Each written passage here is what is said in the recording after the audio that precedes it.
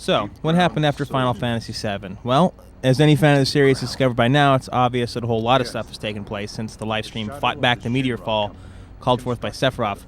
The straight-to-DVD movie Advent Children that came out just a few months ago picked up about 2 years after the end of the video game, but that's not all there is to the story. Another year after that brings us to the events of Dirge of Cerberus, which is the latest in a surprisingly sudden and sizable line of spin-off products based on Final Fantasy VII. But where does Dirge of Cerberus fit in? Well, in quite a few places, actually, since the game puts players in control of a guy that's arguably the most popular optional character in history, who's Vincent Valentine. We get to learn a lot about his background, his true origins, and how deep his ties to Shinra really go. Players will also get to learn a couple of extra tidbits about Yuffie, Ketchi/Reeve, and some of the more behind-the-scenes goings-on that we didn't really know about before. There's also kind of a concurrent story that goes along with the historical references involving an elite military band of killers that's called Deep Ground, but if I get too much into that, I'd probably spoil things. Of course, the most surprising thing about Dirge is that despite its RPG roots, it's actually a shooter this time.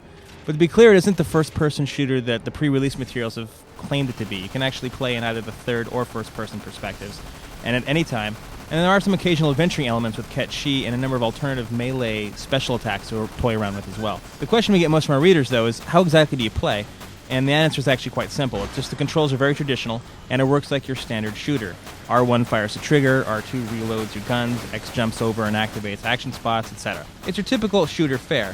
Where the game really stands out as unique, though, is with its customization system. Since Dirge is from an RPG background, like I mentioned earlier, it retains some of that feel despite its shooting. These RPG elements mean that players can gain experience for killing enemies, or by meeting a number of predisposed mission requirements like protecting a specific number of soldiers or finding particular information files, things like that. And finishing level quickly with a high accuracy rate will also get you bonuses and so on and so forth. But I think the most interesting bit of Dirge of Cerberus is its gun modification, since as you progress, you'll be able to obtain and upgrade a small assortment of gun barrels, attachments, and items and things like that to create the gun that's perfect for your playstyle. So even though you have your handgun, machine gun, and sniper rifle, which are the types of weapons you can create with the parts, the good news is that you can actually modify those. You can give them a good number of extra features that will power them up in different ways, give them special elemental properties, and you can swap between 3 preset customizations, so you don't have to spend an exorbitant amount of time in a menu system fiddling around with things. Now, I know it's no secret that the Japanese version came under a lot of heat for its shortcomings because it had a number of real problems with its targeting and its AI, and a couple of other bugs that really kept it from being a AAA game. The good news is that the American version has actually fixed a number of those problems because targeting enemies is a whole lot easier than it used to be, various balancing tweaks have been added in, and Vincent's limit break transformations, which allows you to turn yourself into the same monsters that you could in Final Fantasy VII, they're actually useful now. Now, I can't tell you that the AI has been improved on much because most enemies still work as human targets, but the game is harder by default. They've gotten rid of the easiest setting, and there are a number of extra modes and challenges that have been thrown in for US gamers that weren't in the original Japanese version. Of course, the real question is, are these fixes enough to make Dirge of Cerberus worthwhile? Well, that depends on who you are, because if you're a Final Fantasy VII fan, then most definitely. The fixes to the US version have made it much better, and I can't deny that there's some actual moments of real fun that you can do in there. Dirge also does a really good job of answering questions that we always wondered about, particularly about Lucretia and how Vincent came to be who he is. The game's actually also surprisingly lengthy for a shooter as well, and it can last in upwards of about 15 to 20 hours if you engage in the side missions and other goodies on top of the main mission. The problem that Dirge ultimately faces, though, is that for one, it tells its story a little too well.